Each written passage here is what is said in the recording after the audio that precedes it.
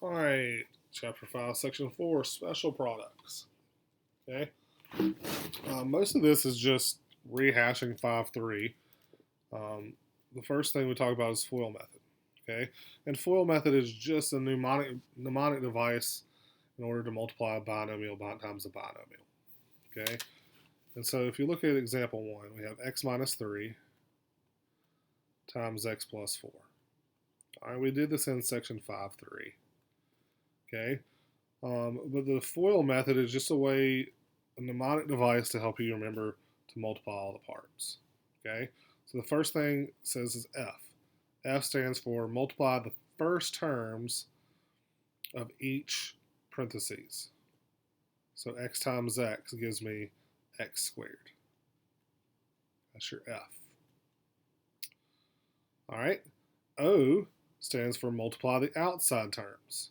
So multiply the x by the 4. Those are the terms that are on the outside of this whole thing. So that's the O part. So x times 4 gives me plus 4x. All right, I stands for inside, or the inner terms. So the two terms that are right next to each other. Negative 3 times x, so minus 3x. That's the I term. And then negative 3 times the 4, the last term, is the L stands for last. The last terms of each parentheses. Negative 3 times 4 gives me minus 12. All right, and so if you can remember FOIL, you can do these. Again, if you got it from section 5.3, don't really worry about the word FOIL. But then you combine like terms. And so you have x squared. The outer and inner will always well, not always, but usually will go together. 4x minus 3x, so plus x, 1x, minus the 12. All right, and there you go. Again, F stands for first. So the first terms of each. So x times x gives me x squared. There's your F term. All right, outside or outer. So x times the negative 5. So minus 5x. Inner I, 2 times the x gives me 2x. And then L, the last terms, 2 times negative 5 gives me minus 10. Combine like terms, x squared minus 3x minus 10. All right, again, it's just a double distributive property. It's just been given a name. All right, so let's just do this one. 5x minus 7 times x minus 2. Again, you're going to multiply the 5x by the x. That's your first term. That gives you 5x squared.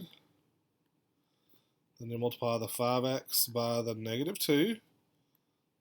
That's the outer term. So that gives me minus 10x.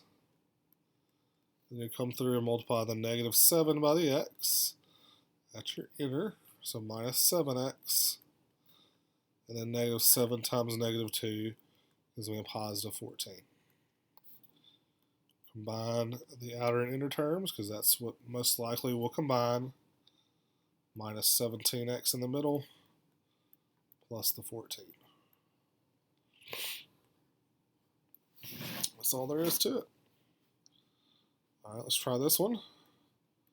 4x minus 9 times x minus 1. 4x times the x, that's your first term. That gives you 4x squared. 4x times the negative 1, that's your outer term. Negative 4x. Negative 9 times the x, that's your inner term, so minus 9x. And then negative 9 times the negative 1 gives me a plus 9. That's your last term. Combine like terms, 4x squared minus 13x plus 9.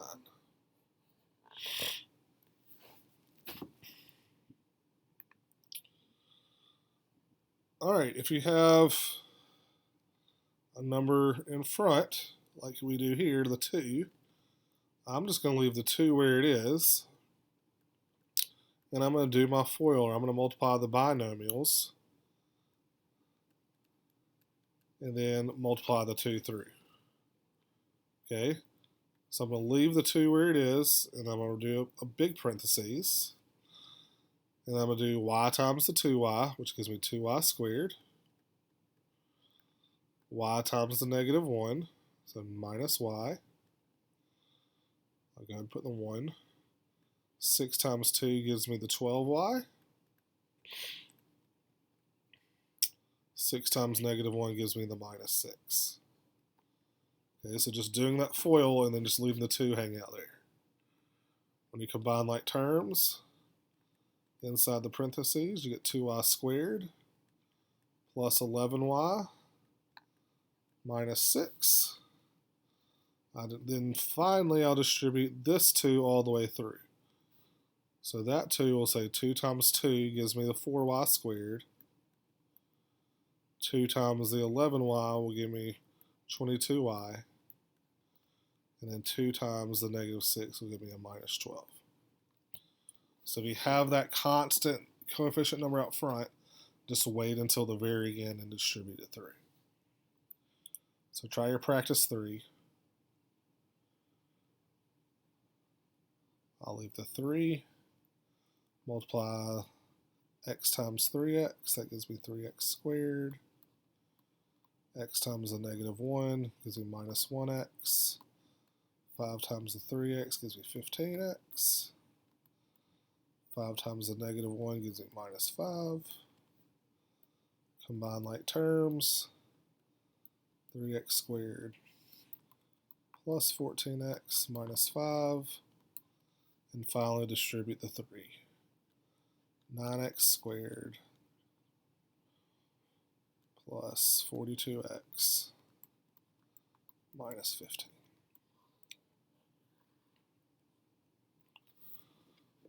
All right, we have, again, a binomial squared. All right, here's kind of a shortcut. If you can remember it, you're going to square the first. So square the first term. You're going to multiply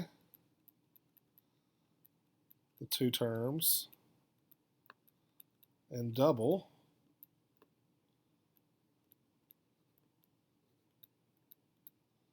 And then square the last.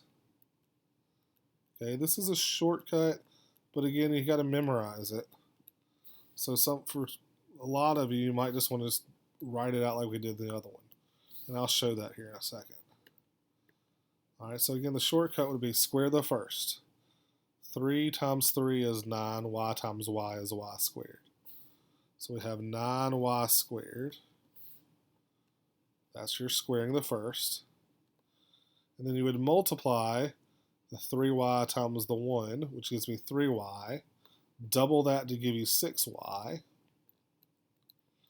And then square the last. 1 times 1 is 1. All right, and there's your answer. Okay, but again, we can get the same thing by saying, hey, 3y plus 1 times 3y plus 1. And just doing our normal, what we did, so you have to memorize less stuff. 3y times 3y, that gives me the 9y squared. 3y times the 1 gives me the plus 3y. Inside, 1 times 3y gives me 3y. And then 1 times 1 gives me plus 1. And then when you combine like terms, you end up getting your same answer. Okay? So I don't know if it's necessarily worth memorizing another little process. Okay? So again, if you just do it normal, 4x minus 1 times 4x minus 1, you do have to remember that step. And then when you 4x times 4x, you get 16x squared. 4x times a negative 1 gives me minus 4x. Negative 1 times 4x gives me another minus 4x. And negative 1 times negative 1 gives me plus 1. Combine like terms, 16x squared minus 8x plus 1. Okay, so again, you could do square it. 4 times 4 is 16. X times x is x squared. 4x times negative 1 is negative 4x. Double it to give you minus 8x. And then when you square negative 1, you get positive 1. That's your shortcut. All right, and then finally we have the sum and difference of two terms. Okay, if you have two terms that look almost exactly identical, except one of them is a plus and one of them is a minus, you can kind of shortcut it. All right, you can just say square the first minus square the second. All right, so let's look at A here.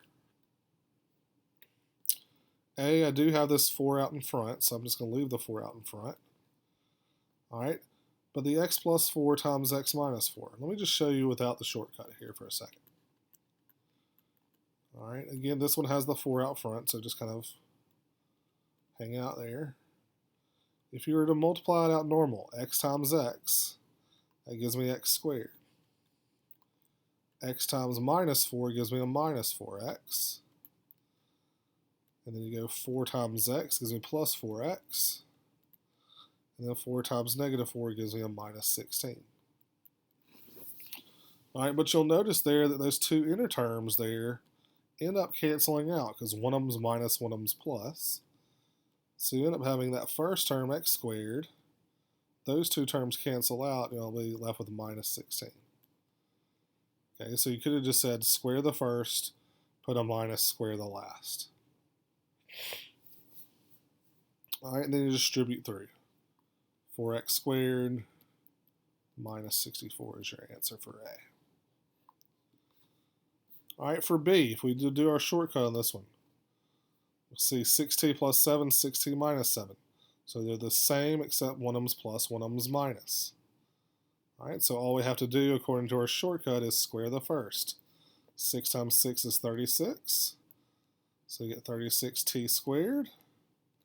Put a minus, and then 7 times itself is 49. There's your answer. All right, C. I got a fractions, but hey, it's still a minus and a plus. So x times x for the first gives me x squared. Put a minus, and then if you square 1/4, you'll square the 1 up top. You'll square the 4 on bottom to get 16, and you're done. For D, again, we have the same thing going on. 2p minus q, 2p plus q. So if I square the top, first one, 2 times 2 is 4, so 4p squared.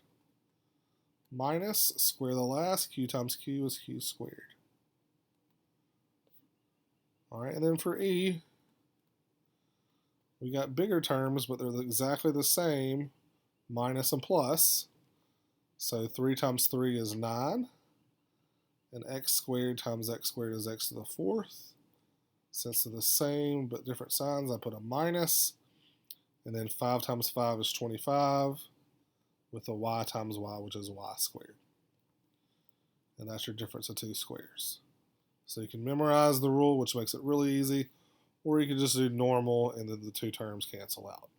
Either one. All right, I'll put those practice ones on Canvas. And good luck. Try my lab mastering. Email me if you have questions.